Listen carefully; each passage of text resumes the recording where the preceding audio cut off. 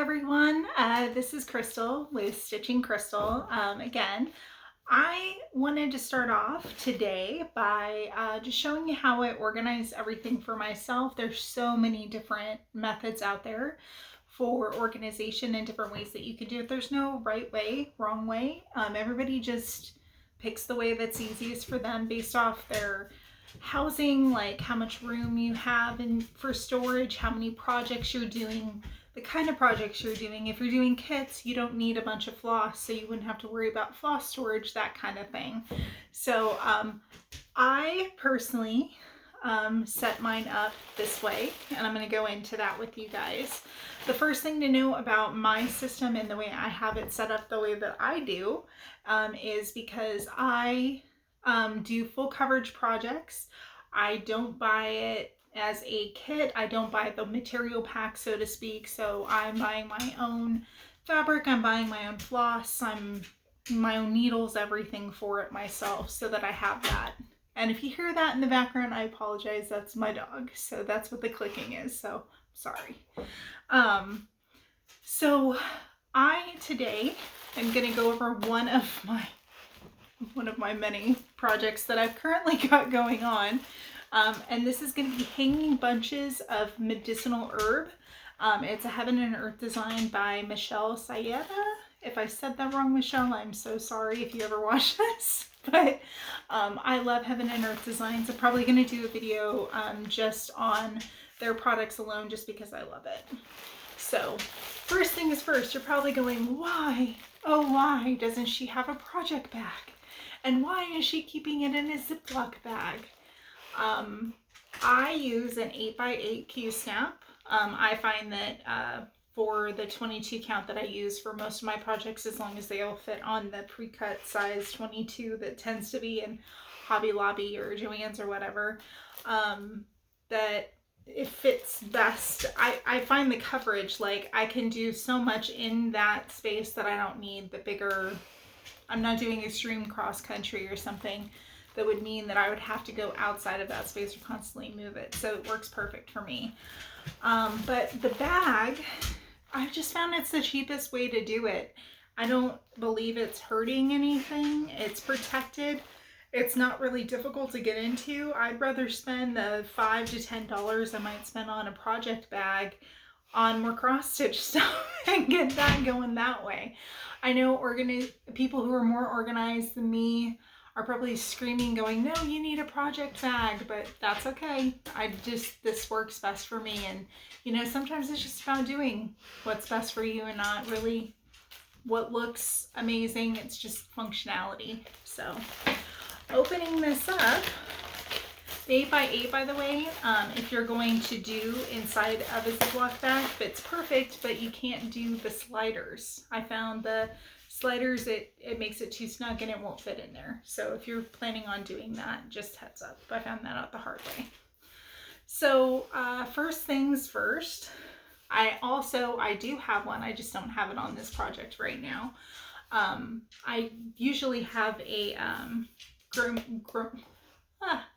guard on it, a grime guard on here, and I'll do that. But I also have a Mastiff, so if you're seeing this off coloring and dirt, it happens. I have to take my work with me sometimes, and that means that it's in places that aren't pristine and clean, so that means that sometimes dirt's going to get onto it. I'm not crazy worried about it. I'm going to wash this once I'm completed with it. So, and it's a full coverage, so it's not like you're going to see some of the white in spots or anything like that. I'm really not worried about it. I do try my best to keep my work clean, but it happens. Sometimes it's me just sitting my project. Yes, look at all that fabric. Sitting my fabric on a table when I'm working, you know, and the table itself maybe isn't completely clean, and sometimes that happens too. So, and then I have my needle minder on there, which is really helpful. I am currently 2.25% on this project, so making some headway. I'm excited about that. I think I've been working on it for the last on and off, literally on and off, like periods of time I didn't even touch it for the last 6 months or so. So I'm happy with that progress. It's going to take some time, but it's good. This is like the upper right hand corner. And then the way that I found recently, I just converted over myself. I used to take my floss and put it, just the whole skein, put the whole thing in a plastic bag and then be able to see through the clear plastic bag. And I'm talking those little jewelry plastic bags. And then be able to see the number on the circular part that goes around the skein and tell what number it was, and just do it that way. That way it was all contained. I could put like 3 or 4 of them in each of those bags, and it was taken care of, except for those bags are slippery and it became a hassle. So I just found this method, and so I started it. It's like a floss drop, but for me it's more of a to-go version, which I really like. I have multiple rings like this.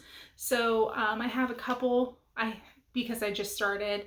I think I have 3 or 4 of them, and I've been, setting them up for different projects in my to-go bags, my Ziploc bags. No, I'm not sponsoring Ziploc. So, but I really like these. I got these tags. You can see them. That's just my written number on there. I got these tags on Amazon. I think it was $100 for $5. Mine tend to be a little bit more fancy just because they're cut out in this shape. I don't know if that helps. And they've got a little heart right there, which I thought was cute, but you could maybe find them cheaper. I think the only thing to keep in mind if you do decide to go with something like this, and it doesn't have to be this big, you could make it whatever. You could even, there are even people who make them instead of buying them. So would be to make sure that it's thick enough. It's not super thick, but it's thick enough that it's not like paper and it's just gonna bend. So enough on that. So these are my different colors.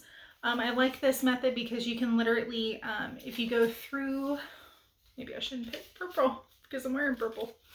If you go through this loop right here, you can actually pick one strand up with your needle. This is the way I do it. Pick it up with the needle and it'll pull the entire strand out instead of having to separate all 1 out of 6 strands and then do it that way. So really like that. I usually have a needle minder with 1, 2, sometimes 3, but I don't typically, I have the needle sticking out. I typically don't need more than 2, just because, sorry, that was my dog. I don't need more than 2 because I'm usually just going color by color. I don't do extreme. I don't leave needles on the thread. I may park a couple of threads, but I don't like a ton all around it. So sorry for banging on the table. There's no reason for me to have multiple, so I'll just have that. I know right now in this bag I do have my needle. This came with a pack of 100. I think it was like $10 on Amazon. I found that it's really good to have more. It's the cheaper way of buying them. They're really good quality. But I have those in there for right now just because I wanted to have extra. This is my go-to right now, so you don't have to have that many. But that's my go-to bag with everything. I mean, you don't need all this stuff, but the Ziploc bag. But that's my go-to. I found that you don't need anything fancy. You just need something that will protect your work, keep it, cleaner than mine is right now. But it'll keep it clean, it'll keep it protected from getting snagged on anything. I like this. I can put it in my purse. I have an over-the-shoulder bag that I can just put it into and take with me. If I want to just grab it, I can just pick it up and go. I don't have to have something special for it. So it's all about convenience. It's all about availability to you and making sure that maybe you're putting your money towards the craft you love more than the things for the craft you love, because there's so many opportunities out there to do that. Okay, I was gonna make this a lot faster than I went, and I'm sorry. Maybe I rambled a little long there, but I'm very excited. Please subscribe if you're new. I am new to this too, and I need all the support I can get. And if you have any other ideas for different videos, I'm going to be launching a bunch of different things based off different topics that I think that people maybe need some clarification on things that I've learned. I'm not the go-to guru of anything, but sometimes you can learn through watching videos and seeing how other people do it. So that's what I'm hoping happens for maybe a couple people, and they find something that makes it easier for them. Well, my name is Crystal. Thank you again so much for watching, and have a wonderful day. I'll see you soon.